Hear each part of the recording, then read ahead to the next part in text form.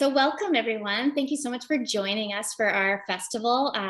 If you're new, just joining us new, you will get a recording of the other events that we held today. You'll be receiving that tomorrow. So anybody that's registered will receive that. So welcome to the She Summits Festival. We're a one-day virtual pop-up to support your well-being, find community, and ignite your potential, your untapped potential as we celebrate the launch of the She Summits membership today, which launched officially at 11:11 today. And I was actually a little emotional when we were on the IG Live about it earlier today. So we created today's festival to give you a little taste of what She Summits membership experience is all about and what you can find inside the membership. So first, before we start, and I'm going to pass it on to Danielle in a minute, but first I'd like to acknowledge that we're extremely grateful and honored to be able to host this whole festival day today on the beautiful and unceded Coast Salish territory of Squamish, Tsleil-Waututh, and Musqueam peoples. My name is Laura Vanderveer, my pronouns are she, her, and I'm one of the co-founders here at the She Summits Forum. And now I'm going to pass it on to my wonderful business partner, Danielle. Hi everyone, Danielle here, the other co-founder. I see lots of familiar names that have already been with us throughout the day and some new names, so thank you so much for joining us. As Laura said, we celebrated the launch of our membership officially at 11:11. If you watched our Instagram live, we were setting off alarms and blowing New Year's horns, so that was pretty fun. And really, we created this platform to kind of encapsulate the contagious energy of the She Summits events and content into one place. It's really designed to help you find content that really matters to you, that resonates with you, move past overwhelm and roadblocks when trying to reach your goals, deepen your connection to nature. I know so many of you have already emailed us this afternoon and said because of our challenge, you actually got outside, which is like music to our ears. We just got back from a hike. Also created the platform to help you find community, find like-minded women who really share your interests, want to be cheerleaders, and also just reduce stress, improve your well-being. And so again, today is really meant to be a taste of that, and we're excited to have one of our guest experts here with us. So Laura, I will let you introduce our guest.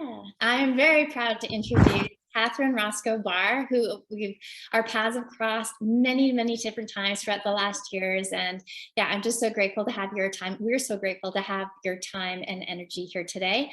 So Katherine Rosco Barr is a neuroscience-based wellness coach, as well as the founder of The Life Delicious.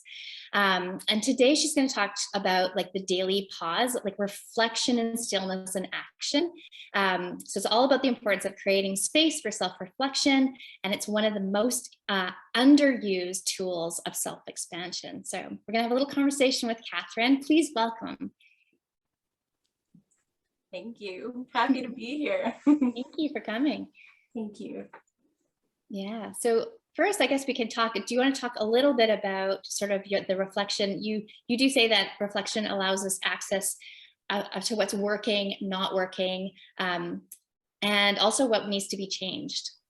Yeah, I think every single one of us has the answers inside, that whatever we're struggling with, and I just from the past 20 years of working with men and women, that our struggles are so universal that we can't find the time or the energy to take care of ourselves. We feel overwhelmed by everything going on in our lives, especially as women and as leaders and maybe having a family. There's just so much of our time and energy needed. And it's only in the reflection that we can really listen to the answer of what we need to say no to and what we need to say yes to and what we need more of. And I really discovered this on a deep, deep level at the beginning of the pandemic, when I was feeling very anxious and overwhelmed and just didn't know what was going on in the world, like so many of us. And my husband started taking our daughter and dog for a walk. I called them the kids, but one's a dog, one's a human, every morning, so that I could meditate. And that just practice of listening, and I call it a bubble up meditation. So I always learned that meditation, or initially when I learned about meditation, I thought it was just about clearing your mind.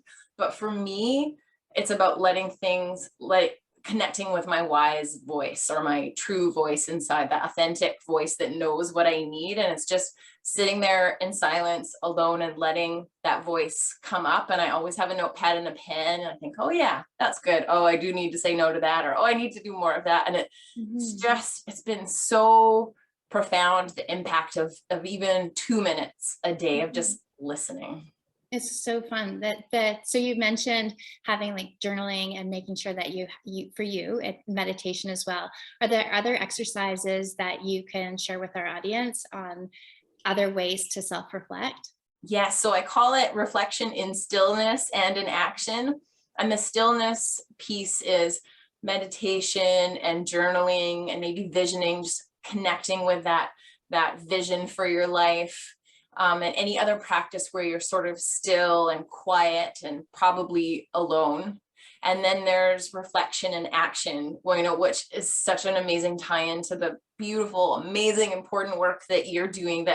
That reflection in nature is so powerful. The nature just has such a calming effect on us and just allows us to really tap into our inner wisdom. So anything outside where you're moving your body, walking, hiking, running, paddling, biking, swimming, gardening, anything where you're moving and kind of focused on something monotonous, so that inner wisdom has time to bubble up and get your attention. And then the work is to follow the answers that came to you, which is often hard. Yeah, you're right. It's like also when you're talking about, really, it's like kind of freeing your headspace of things that might be like filling it at the moment, and like actually allowing yourself to have that free space to be able to really self-reflect. Like, really. So I know one of the exercises that we do on some of our forest walks is we do the process or the practice of switching energy into something. And so that freeing whatever's in your head, consuming you, again, positive or negative, doesn't matter. It's like just, it's consuming you, that that you're freeing it and you're putting that energy into a rock or some object, so that you have the headspace to be able to process certain things and self-reflect. Yes. I learned long ago that emotions are energy in motion, and that they have to flow through you, that if you don't process them and reflect on why you're feeling them and what needs to change, that they can become stuck and cause, physical stuff in your body. And so I love that practice of just, letting nature take it off your shoulders. Yeah, it's true. So nature definitely has a component. Is there anything else that that you could suggest for other practices, like when you say like in motion? Anything where you're moving your body. And I mean, that could be, I left out dancing, singing, and it's so individual. That's the real foundation of my program, is that I give sort of guidelines and a flexible framework. And then it's really like, you are the expert on you. And so the only way you'll get to know the answers is through that sitting of like, what exactly works for me? Because, so many things won't resonate. And so I think it's important to find that thing. And how do you know if it's something that's going to work for you? I think it just sort of like grabs you or piques your interest, and then try it. And if it doesn't work, pivot and try something else. I love that you said that about dancing. Oh, sorry, Danielle. Oh, no, I was just going to say, as you're talking about this, I know when we often talk to people about self-reflection, there's also so much resistance to doing it.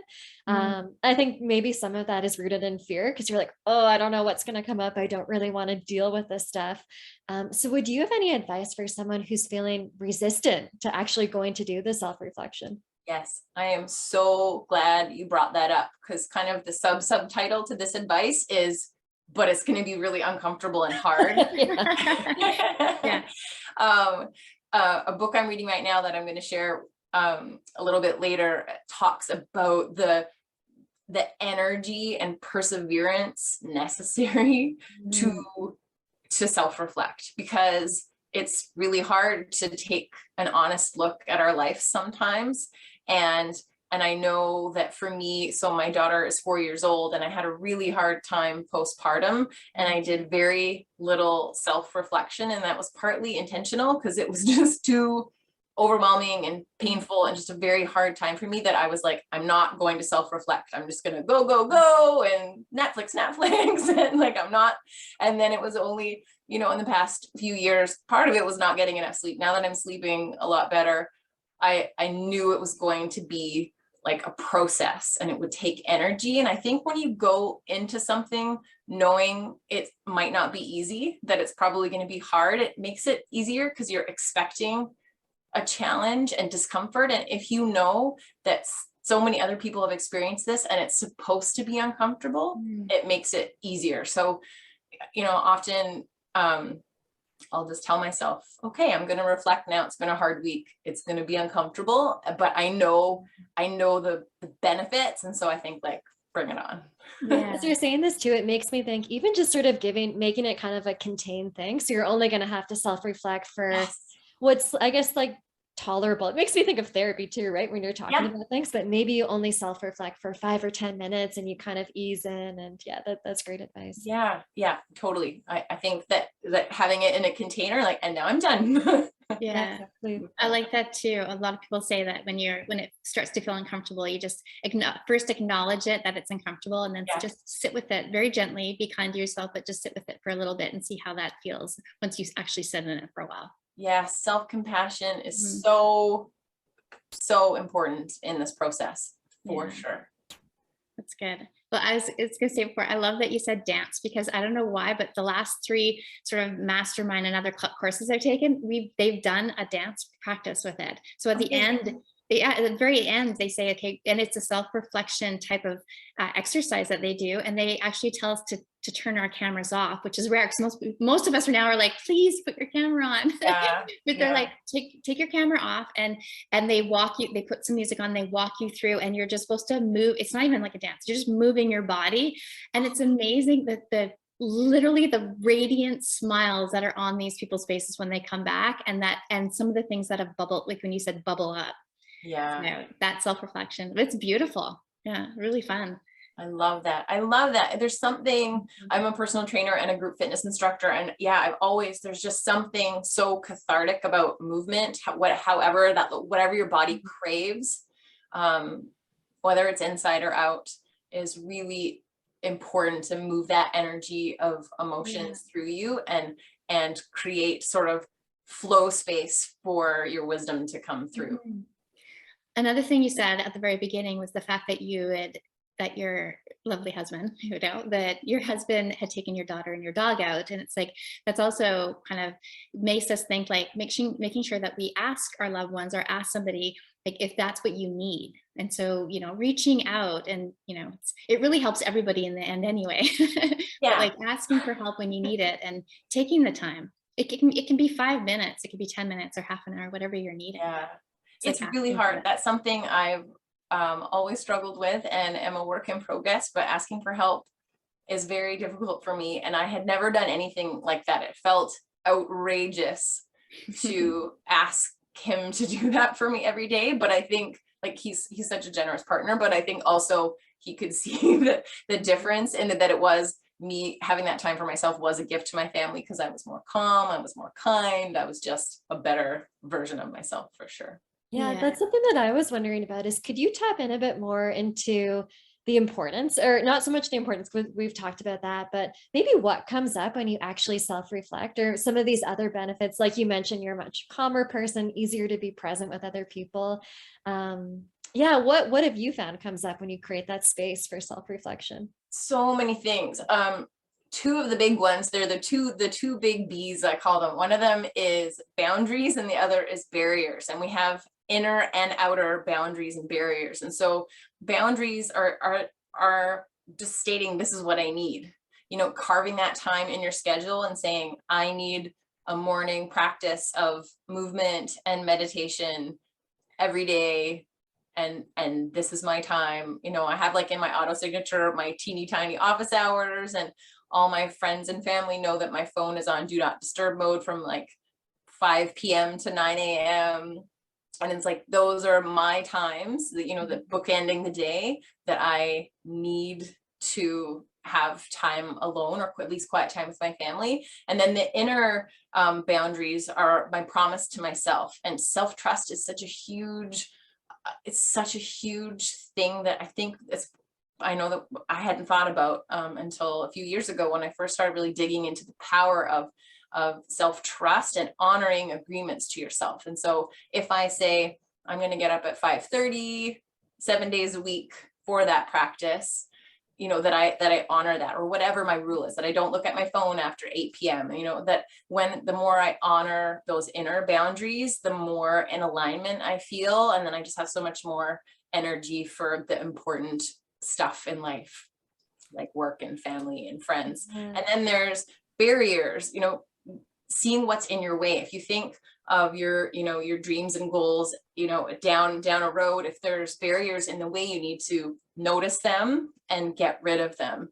And so often that's, what am I going to do? Where, you know, in terms of like, say, physical activity, where am I going to do it? What am I going to do when?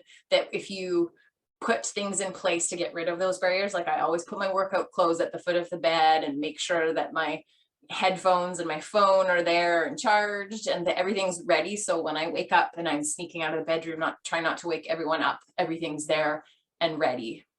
And so I think those two things have been really key in helping me have these practices that support my well-being, that make me a better person, and hopefully have a better impact on the world. But yeah, boundaries and barriers are two big ones for sure. The two B's are good. So we talked a bit about obstacles or boundaries today after one of our films. And then when it comes to, when I think of boundaries, I feel like what you said, you're very good at that, by the way. So you've practiced it very well. And I feel like really it's kind of comes down to communication. Like, for instance, I will give the example of us this weekend. I had emailed Katherine, and she was very clear that at Tuesday morning at 10 o'clock or whatever, that's when she looks at her email. And I really appreciated it, because you were not saying no to anything. You were actually stating, this is when you can expect it. And I love that. So really it's not about people. A lot of people take that guilt on, like they have to respond to an email right away, or they have to be on all the time. But if you communicate it, it really is not like that. So I appreciate that. Thank you. And I learned it from some other really amazing people who, I was really kind of like taken aback by it at first, where they were just like, no, I'm not available until this time, but I'll do it then. Right. And I thought, wow, you can do that? You can have boundaries like that? And I was like, okay, this feels really good. Because then I want to be fully present with my daughter and my husband. And then I want to be fully present with my work. I want to be fully present in my research and writing. Like, I just want to be there for what I'm doing, whatever I'm doing, and having boundaries. And I'm glad you said that. Like, it's really important to communicate them, because nobody's going to know what you want unless you ask for it. That's right. And so I'm trying to drill that into my daughter. Like, it's important you tell me exactly what you're thinking and how you feel and what you want, because I want to honor you, but I can't read your mind. And like, some of the stuff you come up with is not anything I would have imagined. Right. So with your family and your work, and then that connecting it back to self too. So having our boundaries for ourselves. Yeah. And giving us the time to do that. That's great. Good question there, Danielle. Yeah. Awesome. Thank you. I have one more, unless you do, but I know for us, we're really big on helping people take action and also making it really tangible. So for someone who just listened and been like, oh my God, I don't even self-reflect right now, like, how do I start? So what would be a good first step to take if someone wanted to just create a little bit of space for self-reflection in their day or their week or their month? So I actually, at the beginning of the pandemic, when I was going through this like really committed self-reflection practice, I started a YouTube series called The Workout for Mind, Body, and Spirit. And it's 3 7-minute segments. It's a movement practice to kind of get the kinks out and stretch so that you can sit for 7 minutes and just let whatever needs to bubble up come. And then 7 minutes of journaling. And so it doesn't have to be, so that's 21 minutes. It doesn't have to be that all. Sometimes I'll do 3 minutes. So 1 minute of each, just a little bit of movement just to get all the kinks out. sit and listen and then write down whatever came up. Like every second, I'm such a huge fan of short practices.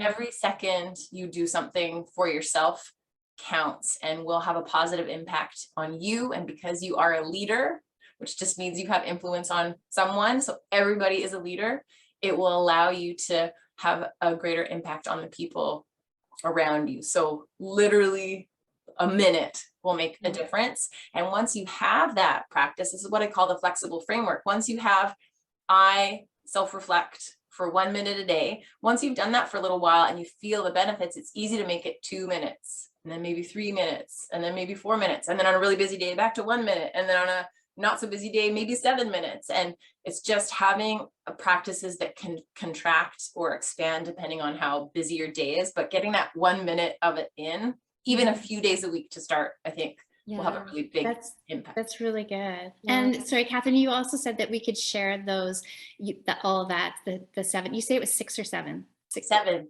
7. So we can share that with our group in the email that Danielle's going to compile.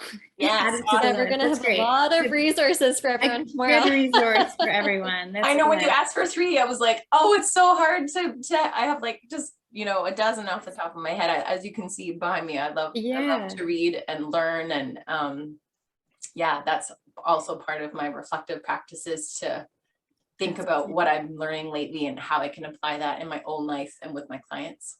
Well, you can share 2 every time you come on. So you've been on twice now, so that's good.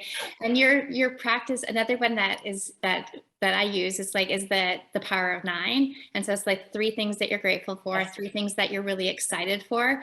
So and I feel like, grateful and thankful for, but you can do it to self. A lot of people, when they do a gratitude practice, they always think of other people that they're grateful for, but you can also have all these things about self.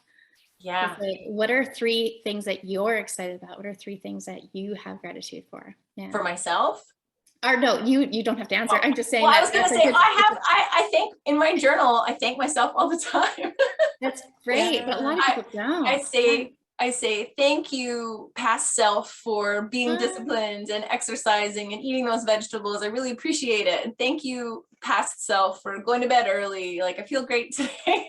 I like that. That's a good prompt. And then I often say, as I'm writing, I did this today and I did that today. And I said, I know my future self will thank me for it. And so I'm always thinking about how the ripple effect of my actions on not only myself, but again, like everyone around me. Yeah, I love how you've said that. I think really, especially for those of us who struggle feeling like self-care is so selfish, which I know we're trying to get over that, but I think also just realizing how much it positively impacts so many people around you. I think that can be a really positive mindset shift for people who it's one of the biggest mindset shifts in my program. Because if you think about your energy, when you're in a calm, confident, full, receptive, open, collaborative state, things ruffle you less. Like if someone else is having a bad day, I wrote a post about co-regulation at Christmas, saying that was the best gift you can give people. When you are regulated, you offer that to other people, that your calm energy can help diffuse a situation. Because it's a really easy to upward spiral where you feel snappy and someone else is snappy and you're gonna, top their snappiness and it's like, if you can just put that out and just, be open and calm, it makes such a big difference. And I've always prepared myself that way as a coach. And in my early coaching days, I thought, wait a minute, I love my clients, but I love my husband more. I should be focusing on that even more at home. And so, and now, especially since I have a daughter, I really make an extra effort to ask myself how I want to show up today for the people I care about. And I think of myself, my random percentage I have in my head is I want to be at least an 85%. So when I wake up in the morning, I think, okay, what do I need to get to an 85% to be in an energized place where I can offer co-regulation to anyone I come across? Someone honks at me and I'm just like, I hope your day gets better. Namaste. Totally. Awesome. Kill them with kindness. Yeah. Before we wrap things up, Yeah. I'd love maybe if people want to share in the chat tools that they use for self-reflection. I find always in the chat, there's so many good ideas that other people are using. So if you have a tool for self-reflection you really love, please put it in the chat. I know for me, nature and journaling, those are really big ones. And solo travel, something that Laura and I, we've talked a lot about. Yeah. And mine is, my new one is kind of painting, and I'm not a painter, and I just like I like the colors, and I like the way it feels. And it's like, yeah. And for some reason, there's always mushrooms on that. I end up painting mushrooms. There must be should research that. It's got to mean something. Yeah. So many in the forest. Yeah, maybe. I don't know, but I find it very therapeutic. It's very nice. That's amazing. Thank you for sharing. That's one of my favorite parts of my wellness retreats, is just hearing from everyone else how they apply the tools. It's so wonderful to hear. Okay. Someone says, I find painting spirals is super relaxing. Huh. Love it. Yeah, that's great. And sorry, Katherine, you also said you had 2 more resources as well that you wanted to share. Yeah, so I didn't mention the name of the first book that Dr. Shefali's new book. It's so good. It's so good. It's called A Radical Awakening. Nice. And then my dear good friend, Stacey Irvine, just wrote this book called Your Better Instincts, Nice. which is so phenomenal. And I have to shout out my incredible values-driven business coach, Brenda Rigney. She has a program called Your 3 Uniques. And it's really about reflecting on what your values are and then structuring your business around that. And it's such a beautiful way to, to approach your work life and just your life in general. That's great. Well, Danielle, we should get that book. We did a values workshop today as well. And yeah, it's very good. We should get that book for sure. Oh, it's so good. Thank you so much for joining us. Danielle, did you have anything else you wanted to add? No, I think this was great. It's such a good reminder just of the need for self-reflection and I think how much it kind of like bleeds into everything else. Like so much of what you were talking about reminded me so much of the values workshop. And we talked a lot about even taking that time to tune in with yourself, even if it's for a minute or 30 seconds to see if you're in line with your values. And so, yeah, there's just so much part of my reflective crossover. practice. That's part every day. That's like, what are my values? How am I going to live in alignment with them today? I love that you did that. It's so powerful. Yeah, so this was a great compliment. So for anyone who's watching who didn't do the values one, definitely a good sort of 2 good talks to put together. Yeah, and you will be seeing Katherine again for sure on our membership platform. So she has many topics. Last time she joined us, she was talking about sleep and sleep health and habits. So yeah, she's got many different topics that she can share with us, with our community. So thank you again. Thank you for your time. Thank you for showing up and being present and sharing your knowledge with our group. And thank you everybody for joining us today. We're definitely going to keep plugging along with this amazing festival. So we're back at 6:15, and yeah, 6:15 we're doing a visualize. It's all about forest meditation. It's giving it it's like Forest Therapy 101 as well as a visualized forest meditation. It's like to end your evening. So it's cozy. We'll have the dim lights, we'll have our candles lit, and we'll enjoy 45 minutes of forest therapy time together. Amazing. Yeah, that's good. And before we sign off, Katherine, where can people connect with you? We popped some of your links in the chat. I assume your website, Instagram. Oh, thank you. Yes, my website is thelifedelicious.ca. Perfect. And all my social links are there. Yeah, that's great. Awesome. So we shared it in the chat, and then we'll also share with the newsletter going out tomorrow. Amazing. Right. And yeah, one final thing, enter our nature photo giveaway. You have until 6 p.m. Pacific Standard Time, so another hour if you haven't already. Go outside, take a picture of nature and sort of mention the senses that you activated and send it to us by email, and you'll be entered to win an annual membership. Yay. That's great. All right. Thank you, everyone. Thank you, Katherine. Yeah, thank you. I love you guys and what you're doing. Thank you. We'll see you later. Back here at 6:15. Sounds good. Bye, everyone. Bye.